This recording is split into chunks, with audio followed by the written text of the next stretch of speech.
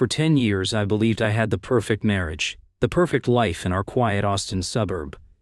But when our finances started to unravel, my wife Amelia convinced me I was losing my mind.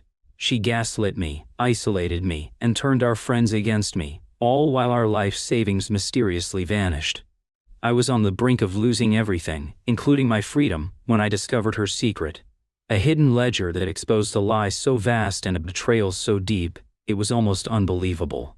This wasn't just about money. It was about a horrifying family tradition, a sophisticated financial crime investigation, and a woman who was not who she claimed to be. To get my life back, I couldn't just leave. I had to become a monster to catch a monster. Stick with me through this entire story to hear how I meticulously unraveled her entire world and orchestrated the most satisfying, life-altering revenge imaginable. You will not see the ending coming. If you enjoyed this video or found it helpful, go ahead and give it a like. It really helps me out. And if you haven't already, hit that subscribe button so you don't miss any future videos. Thanks a bunch! The silence was the worst part. Not the shouting matches that came before, or the slammed doors that echoed through our ridiculously oversized house in the hills west of Austin.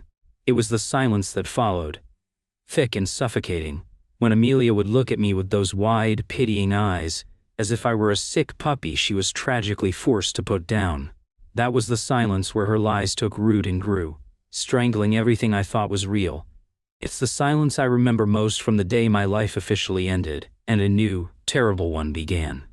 I was standing in the middle of my architectural firm, a space I'd built from the ground up, a testament to sleek lines and uncompromising quality. The air smelled of fresh coffee and the low hum of high-end plotters. But all I could hear was the frantic pounding in my chest. My business manager, a stern but fair woman named Carol, was holding a printout from the bank. Her finger was trembling slightly as she pointed to a line item. "Leo, this is the third major transfer to an unvetted offshore account in 2 months," she said, her voice tight with a stress that wasn't just professional. It was personal. She'd been with me since I was drafting plans on my dining room table. The bank flagged it. They're required to. We're talking about a sum that could trigger a federal inquiry. I stared at the number. It was dizzying. Enough to fund a small commercial project. It was my money, our money, and it was gone. "It's a mistake," I mumbled, the words feeling like ash in my mouth. "It has to be." "A mistake you've made 3 times?" Carol shot back, her patience wearing thin. "Leo, I've asked you about the dwindling capital reserves for 6 months. You kept telling me it was for a new high-risk investment portfolio Amelia was managing. This doesn't look like a portfolio. This looks like a hole." And that was the crux of it. Amelia, my brilliant, beautiful, and endlessly persuasive wife. For the past year, every time I'd questioned our finances, she'd had a perfectly plausible, dazzlingly complex explanation. She'd sit me down in our living room, the one with the floor-to-ceiling windows overlooking the Texas hill country, and spread out a constellation of documents. She'd use terms like liquid diversification, short-term bond ladders, and emerging market funds. It was a language designed to be both impressive and impenetrable. My expertise was in steel, glass, and concrete. I understood stress loads and zoning laws. Her world was abstract, a phantom realm of numbers and projections. I trusted her. Why wouldn't I? She was my partner in everything. "Leo, honey, you're exhausted," she'd say, her hand gently stroking my arm. Her touch was a finely tuned instrument of pacification. "Oh, we're so focused on the creative side, which is what makes you a genius, by the way. Let me handle the boring numbers. It's what I'm good at." And I let her. I wanted to let her. The cognitive dissonance was a crushing weight. The man who designed award-winning buildings, who could spot a structural flaw from 100 yards away, couldn't read his own bank statements without feeling like a fool. It was easier to believe I was just not built for it. It was easier to believe in her. That night, I went home with Carol's warning burning a hole in my gut. I found Amelia in the kitchen, humming along to some indie folk band on the Sonos, chopping vegetables with a rhythmic, meditative precision. She looked like a cover model for a magazine about idyllic modern living. She turned, smiled, and it was like the sun coming out. My anxieties felt foolish, paranoid. "Rough day, my love?" she asked, wiping her hands on her apron. I held up the printout. I tried to keep my voice even, but it came out strained. "Amelia, we need to talk about this. Carol's freaking out. The bank is freaking out. Where is this money going? Her smile didn't vanish, it just changed. It tightened at the edges, the warmth receding like a tide. It was a subtle shift, but one I'd come to dread. The performance was beginning. "Oh, that," she said with a dismissive wave of her hand. "It's the final transfer for the Cayman Fund, the one I told you about?" The buy-in was substantial, but the projected returns are astronomical. "Honestly, Leo, I thought you were listening when I explained it." There it was, the gentle, almost loving jab. I explained it. "You just weren't smart enough or attentive enough to understand. You never mentioned the Cayman Islands, Amelia, and you never mentioned a sum this large in one go." "Yes, I did," she said, her voice turning firm. She put the knife down, the sound a sharp click on the marble countertop. She turned to face me fully. "When we talked about it last Tuesday, you were sketching that new design for the Barton Creek property. You even said, 'Sounds great, honey,' when I told you the amount. Don't you remember?" My mind raced. Last Tuesday, I was working on the Barton Creek project. I was sketching. It was entirely possible she'd said something, and I'd just tuned it out, lost in the lines and angles on the page. The seed of doubt she'd planted wasn't just sprouting, it was a goddamn redwood. I don't remember that, Amelia. Not a transfer this big." She sighed, a heavy theatrical sound full of disappointment. This was Act 2. The part where my faulty memory and emotional instability became the real problem. "Leo, we've talked about this. Your stress levels. You've been so forgetful lately. The dry cleaning you forgot to pick up? The dinner reservation you missed last month? This is just another example, and frankly, it's insulting. It's insulting that you'd trust Carol, a glorified bookkeeper, over your own wife. The woman who has doubled our net worth in the last 5 years. She had me. She was right. She had made us a lot of money. Our lifestyle was proof. The house, the cars, the trips to Europe. I was the artist, she was the architect of our prosperity.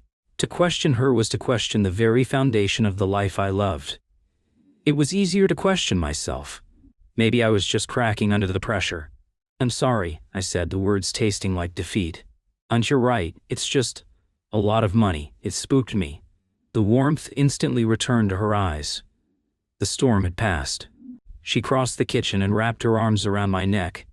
"I know, baby, but you have to trust me. We're a team. I would never ever do anything to jeopardize what we've built." She kissed me, long and deep, and just like that, the crisis was averted. The silence returned, but this time it felt peaceful. I had chosen to believe. It was the only choice that allowed me to sleep at night. This pattern repeated for months. It was a masterful campaign of psychological warfare disguised as marital concern. Every time I'd get a worried call from Carol, or see an account alert that made my stomach clench, Amelia would have a new, more intricate story. A hedge fund in Singapore, a real estate venture in Dubai, a tech startup in Tel Aviv. It was a global shell game, and I was always one step behind. She began to subtly isolate me. Our friends, mostly other couples in our affluent circle, would come over for dinner parties she'd host. She was magnificent at these events, gliding through the room, a glass of wine in her hand, captivating everyone. And she'd drop little comments, couched in loving concern. "Oh, Leah's been under so much pressure at work," she'd say to our friends, Mark and Sarah, with a sad little smile. "He's been a bit scattered. I'm worried he's heading for a burnout."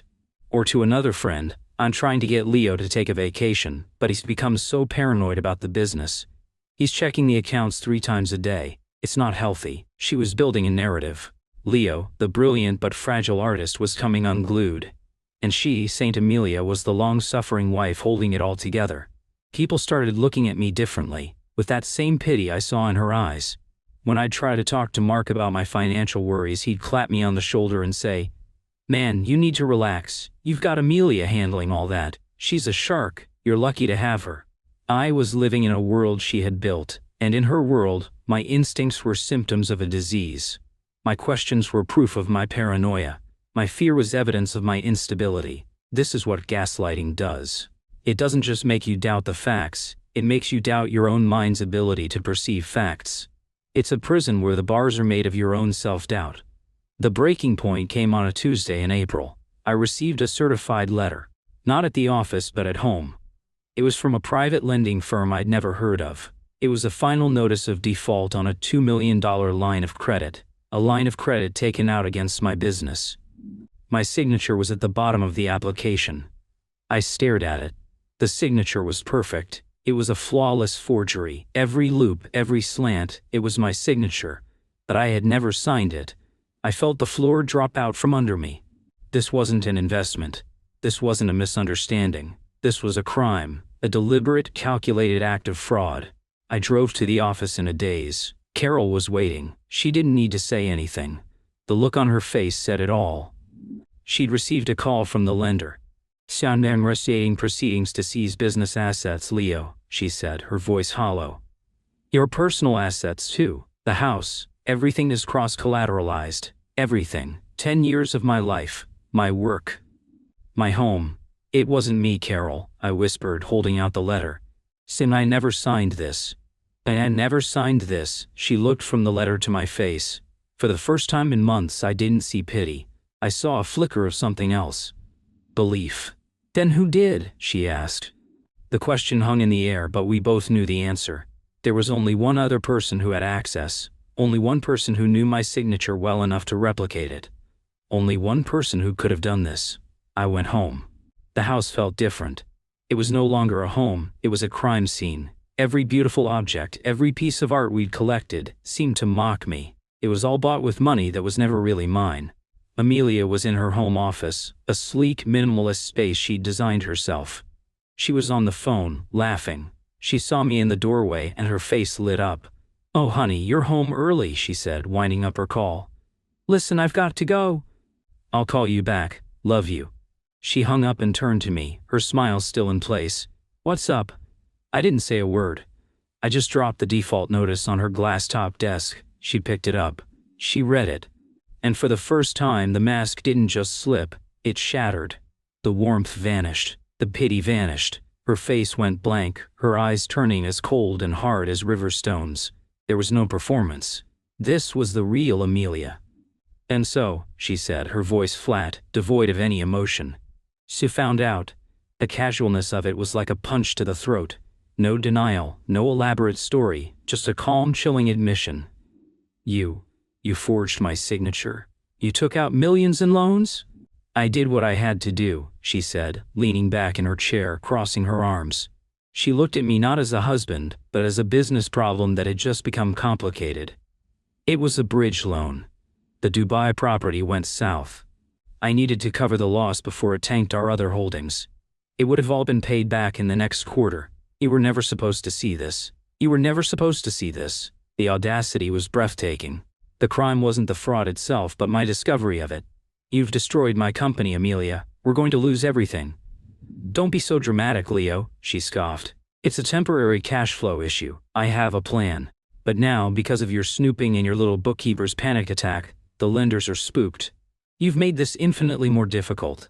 EC felt a dizzying sense of vertigo. In the space of a minute, she had reframed reality. The problem wasn't her committing a federal crime. The problem was me finding out and reacting to it. My pain was an inconvenience to her. My impending ruin was a logistical hurdle. "I'm going to a lawyer," I said, my voice shaking with a rage so profound it felt like it was going to tear me apart. "I'm going to the police." Amelia stood up. She walked around the desk until she was standing right in front of me. She was smaller than me, but in that moment she seemed to tower over me. "No," she said, her voice low and dangerous. "I won't. Because if you do, I will tell them everything. I will tell them how you've been unstable. How you've been making reckless financial decisions. How you begged me to sign that loan application for you because you were too drunk and strung out to do it yourself. I have texts. I have emails where I'm begging you to be more careful.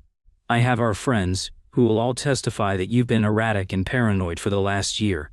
Who are they going to believe, Leo? Me, the devoted wife who has been trying to hold our lives together? Or you, the volatile artist who gambled everything away and is now trying to blame his wife to save his own skin?" My blood ran cold. She had been planning this. Every concerned text, every conversation with friends. It wasn't just a cover for her spending, it was an insurance policy. A pre-built narrative to discredit me in case I ever found out the truth. She hadn't just stolen my money, she had stolen my credibility, my reality. My reality. I stared at her, at this woman I had loved. This stranger who had been living in my house, sleeping in my bed. The true horror wasn't just the betrayal. It was the meticulous, cold-blooded calculation behind it. She hadn't just been lying to me. She had been building my cage, bar by bar, for years. And I had willingly walked into it. "Who are you?" I whispered. She smiled then, a real smile, but it was terrifying. It was the smile of a predator that knows it has its prey cornered. "I'm your wife, darling," she said. "And you and I are going to fix this, together." I walked out of that office and into the living room. I sank onto the sofa, the same sofa where she'd fed me so many comforting lies. The silence of the house pressed in on me again, but this time, it wasn't the silence of peace or pity. It was the silence of a tomb. I was trapped. Utterly and completely trapped. And the only person in the world who knew the truth was the architect of my destruction. I had no proof, no allies, no escape. It was her word against the word of a man she had expertly painted as a madman. I put my head in my hands, and for the first time in my adult life, I felt a kind of despair so total it felt like I was physically dissolving. I had learned, finally, that fighting her was pointless. I had learned to be helpless. And she was just getting started. The days that followed were a masterclass in narcissistic control. Amelia shifted from threatening me to helping me, a far more insidious form of torture. She treated me like a patient, a project. She'd make me green smoothies in the morning, telling me I needed to cleanse the stress. She'd schedule appointments with a therapist, her therapist of course, and sit in on the first session to provide context, which meant poisoning the well with her narrative of my instability. "He has these episodes," she told Dr. Albright, a woman with kind eyes and a professional nod that gave nothing away. "He gets overwhelmed by a project, and his perception of reality just slips. He'll create these elaborate stories, conspiracies about our finances. It's his way of coping with the pressure, I think. But this time he's really frightened himself." I just sat there, mute. What could I say? No, my wife is a master manipulator who has forged my name on loan documents and is systematically destroying me? I would sound exactly like the paranoid man she described. I was a character in a play she had written, and I was being forced to act out my part. The learned helplessness was a heavy cloak. I'd spent so long believing her version of events, believing I was the flawed one, that even with the truth laid bare, a part of me was still paralyzed. The habit of submission was a powerful one. I went through the motions. I went to the office where Carol watched me with worried eyes. I couldn't tell her the full extent of it.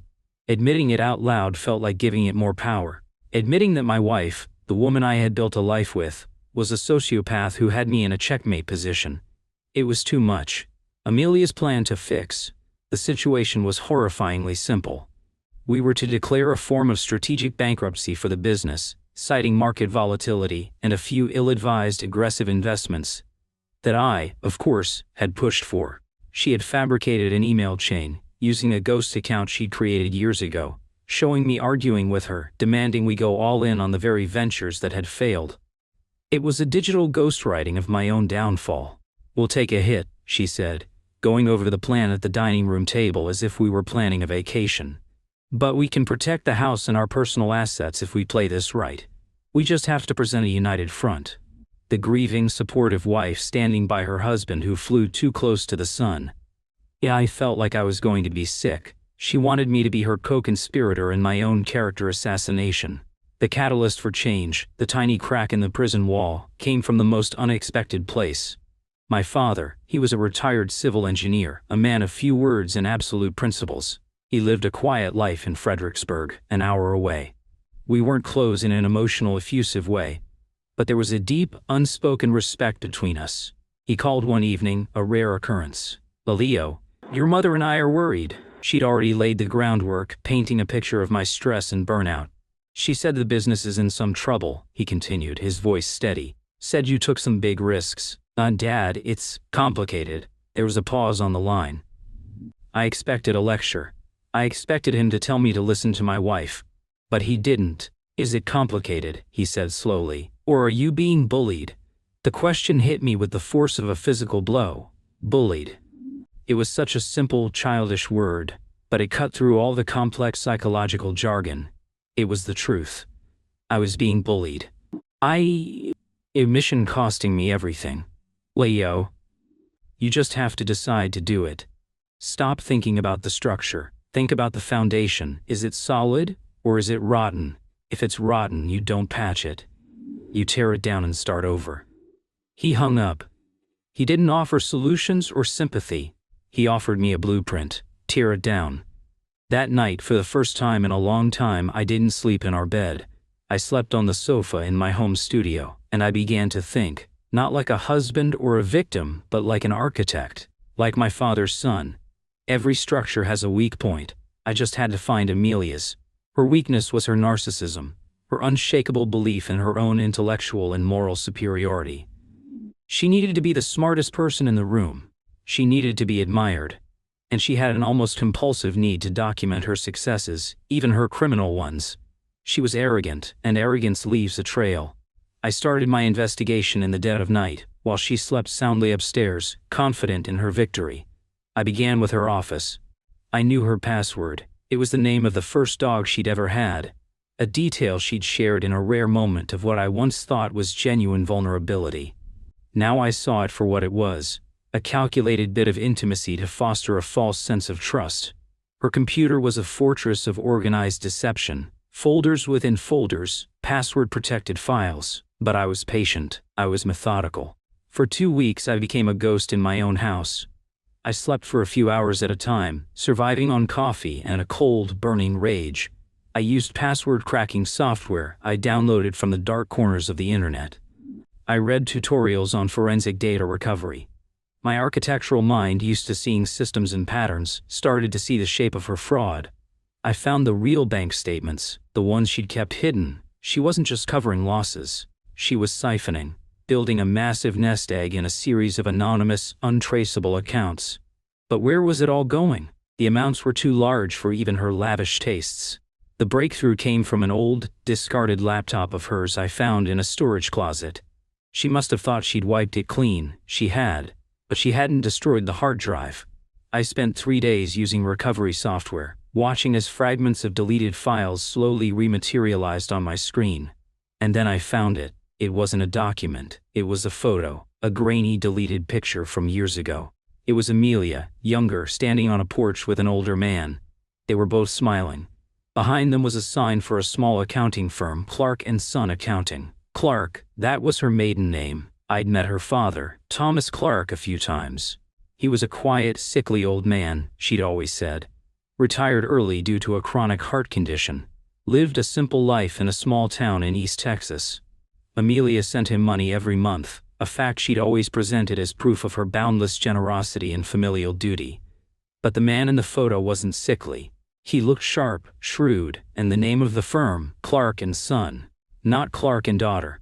A quick search online pulled up a series of old news articles from a small-town paper. Thomas Clark, a respected local accountant, had been disbarred and served 2 years in a federal penitentiary for embezzlement and fraud in the late 90s. His firm, Clark & Son, had been a front for a money laundering scheme. The son in the name, his brother, had testified against him and entered witness protection. My blood turned to ice. Her father wasn't a sick old man. He was a convicted felon, a professional financial criminal. And then I found the second piece of the puzzle on the old hard drive. A deleted ledger. It wasn't a business ledger, it was personal. It was a meticulous record, going back years, of every scam, every fraudulent loan, every bit of siphoned cash. But it wasn't just her. It was written as a running dialogue between two people. A&T, Amelia and Thomas. It was all there. The scheme to get me to marry her, targeting me because my business had high cash flow, and I was, in their words, an artistic type, easily managed. The systematic gaslighting was a strategy they had honed. The way they isolated me from friends. It was a playbook, a family business, a horrifying tradition passed down from father to daughter. The money she was sending him wasn't for his medical bills, it was his cut. The most chilling entry was from a week after our wedding. T wrote, "He's hooked. Good work. Phase 2 begins. Remember the rules. No emotion. It's just a mark. Just a mark." I sat back in my chair, the glow of the monitor illuminating my face. The scope of the deception was monstrous, almost Lovecraftian in its scale.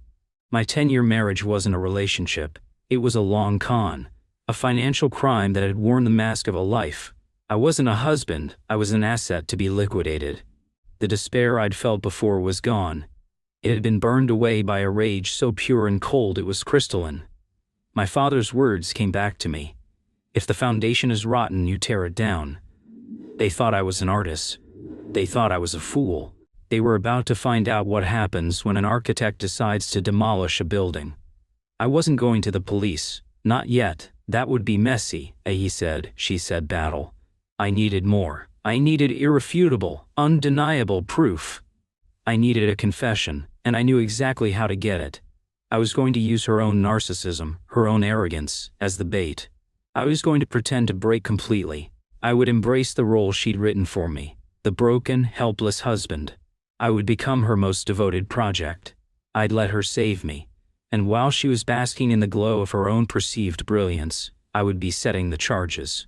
The next morning I came out of the studio. I looked like hell. I hadn't slept. My eyes were red-rimmed. I found Amelia in the kitchen and I broke down. I sobbed. I told her she was right. I was a mess. I had ruined everything. I begged her to help me, to tell me what to do. She held me, her touch no longer feeling like a comfort, but like a spider's web. I could feel her delight, her satisfaction. Her plan had worked perfectly. "Shoo, baby, it's okay," she crooned. "I've got you. We're going to fix this. I'm going to take care of everything."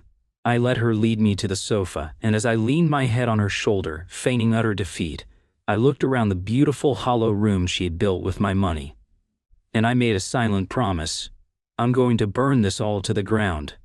The transformation was my masterpiece. I became the man Amelia always wanted me to be, pliant, dependent, and broken. I let her take the lead on everything. I'd sit silently in meetings with the bankruptcy lawyers, my eyes downcast, nodding whenever she prompted me. I'd let her answer my phone calls, telling friends I was resting and not up for talking. I was a ghost in my own life, and she was the triumphant medium, channeling my surrender to the world. My performance was flawless because it was fueled by a singular, burning purpose. Every feigned whimper, every hollow-eyed stare was a carefully laid brick in my trap. While she was busy managing my recovery and orchestrating the controlled demolition of my company, I was building my case. My home studio became my war room. I used my architectural software not to design buildings, but to design her downfall. I created flowcharts mapping the movement of money from my business accounts to the shell corporations, and finally to the accounts linked to her and her father, Thomas. I cross-referenced dates from the recovered ledger with bank records I managed to pull online. I was creating a narrative of irrefutable fact that would obliterate her narrative of fiction. The centerpiece of my plan, however, was surveillance. It was a gross violation of privacy, but I was long past the point of moral quandaries. She had declared war, and I was using the weapons at my disposal. I ordered state-of-the-art micro-cameras and audio recorders online, the kind used by private investigators. They were tiny, easily hidden. Using my detailed blueprints of the house, I identified the perfect locations. One went into a smoke detector in her office. Another was disguised as a USB charger plugged into the wall near her desk. A third, audio only, was slipped inside a hollowed-out book on the shelf behind her. A first edition of The Great Gatsby, a novel about a man who builds an empire on lies. The irony was so thick I could taste it. Now all I had to do was wait for the right moment. I needed her and her father in the same room, feeling safe, feeling victorious. I needed them to gloat. The opportunity came about a month later. Amelia announced that her father was coming to visit for a few days. "His health has been a bit better," she said with a practiced sigh, "and he wants to be here to support us through this difficult time." The day he arrived, I played my part to perfection. I shuffled out to greet him, a pale, stooped version of myself. Thomas Clark looked nothing like the sickly invalid Amelia had described for a decade. He was thin, yes, but his eyes were sharp and calculating. He moved with a wiry energy. He shook my hand, his grip surprisingly firm, his eyes sizing me up with a cold professional assessment. "Leo?" he said, his voice a gravelly whisper. "Amelia's told me everything. Don't you worry, son. We'll get you through this." The condescension was the physical force. He was looking at the mark his daughter had so expertly fleeked. I just nodded, mumbled something about being tired, and retreated to my studio. I sat in the dark, my headphones on, watching the live feed from the cameras on my laptop. For 2 days their conversations were cautious, full of coded language. They spoke about the project, the assets, and the timeline. It was incriminating but possibly deniable. I needed more. I needed them to drop the pretense. I decided to give them a nudge. I knew from the ledger that their arrogance was fueled by a deep-seated contempt for me. I just had to give them a reason to express it. On the third night I staged my final, most pathetic breakdown. I waited until I knew they were in the office, then I went to the kitchen and began systematically, but quietly, smashing dishes. Not with rage, but with a kind of methodical despair. One plate at a time, dropping it into the sink. The sound of shattering porcelain was just loud enough to carry. Amelia and Thomas rushed in. I was standing there, tears streaming down my face, a shard of a plate in my hand. "I can't do this," I wailed, letting my voice crack. "It's all gone. Everything I ever worked for, it's over." Amelia rushed to my side, wrestling the shard from my hand, all performative concern. "Leo, stop, it's just money, we'll get it back. For God's sake, Amelia, get him out of here. He's pathetic." It was the opening I needed. She guided me out of the kitchen and up to our bedroom, cooing at me like I was a child. "Just rest, baby. Take one of your pills, I'll clean up. Daddy and I will figure everything out." I pretended to take a sleeping pill she gave me, a mild sedative she'd gotten from her doctor for my anxiety, and feigned a deep sleep. An hour later, I crept back to my studio. My heart was a jackhammer against my ribs. I put on my headphones. The feed from the office was active. They were back at her desk, and they were drinking my best single malt scotch. "And I swear, I don't know how you've lived with him for 10 years, Thomas said, his voice dripping with disdain. "He's so weak, crying over a few broken plates." "Patience, Daddy." Amelia's voice was smooth, laced with the smugness of a predator enjoying her kill. "The weakness was the point. It's what made him the perfect target. All that artistic temperament, no financial sense. It was like taking candy from a baby." I hit the record button, my hand shaking. This was it. "Still," Thomas said, "it was a good run. The best one yet." "How much did we clear from the business accounts before he noticed?" "Just over 4.2 million, Amelia said. I could hear the pride in her voice. And the loan added another 2. "After we settle this bankruptcy nonsense, our net takeaway will be close to 6, all clean, all offshore. By the time he figures out what really happened, we'll be ghosts and the money will be in a dozen different places." My breath caught in my throat. They were spelling it out, every detail. "And the signature?" Thomas asked. "You're sure it's untraceable back to you?" "Please," Amelia scoffed. "And so I practiced on his old checkbooks for a year before we even got married. It's more his signature than his is at this point. And the digital trail I laid. The emails from his ghost account? The IP addresses are all routed through public Wi-Fi cafes in South Austin he actually frequents. If he ever tries to claim he was framed, he'll look like a lunatic. It's his word against a mountain of digital evidence I created." She laughed, a clear, happy sound. "He's so self-involved, so lost in his own head he never saw it. I could have told him I was investing our money in a company that built unicorn saddles and he would have said, 'That's nice, honey,' and gone back to his little drawings." Thomas chuckled. "Like I always taught you. The best cons are built on the victim's own ego. You make them feel smart for letting you do the thinking. You did good, kid. You did real good. It's our family tradition after all," Amelia said. "Clark and daughter. Oh, has a nice ring to it, don't you think?" They talked for another hour, mapping out their future, discussing how they would liquidate the final assets, including selling the house. They mocked my friends for being so easily duped. They mocked my parents for their simple working-class morality. They laid bare the entire decade-long conspiracy, every sordid detail, all while I sat in the dark, recording every single syllable. By the time they were done, I had over an hour of audio and video. A full, unedited, undeniable confession. The foundation wasn't just rotten, it was a toxic waste dump. And I had the blueprints to prove it. The next morning, they were gone. They'd left for a SIA weekend to de-stress, leaving me in the care of a housekeeper. The moment their car pulled out of the driveway, I went to work. I didn't just go to the local police. This was bigger than that. This was multi-state wire fraud, bank fraud, and money laundering. This was federal. I spent the next 48 hours compiling my case.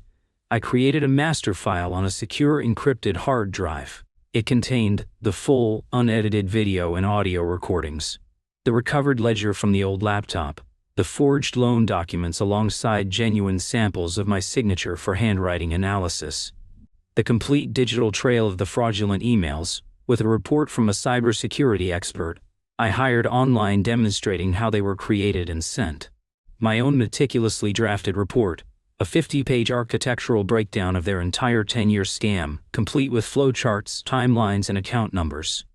I didn't look like a hysterical victim. I looked like what I was, a methodical, detail-oriented professional presenting a case. On Monday morning, I didn't call a lawyer. I walked, stone-faced, into the FBI field office in Austin. I didn't ask for a detective. I asked for the agent in charge of the white-collar crime division. I was led to a sterile interview room. An agent named Martinez, a man with tired eyes and an impeccable suit, listened to my story. At first, I could see the skepticism. He'd seen 1,000 messy divorces, but then I plugged the hard drive into his computer. I played him the video. I showed him the ledger. I walked him through the flowcharts.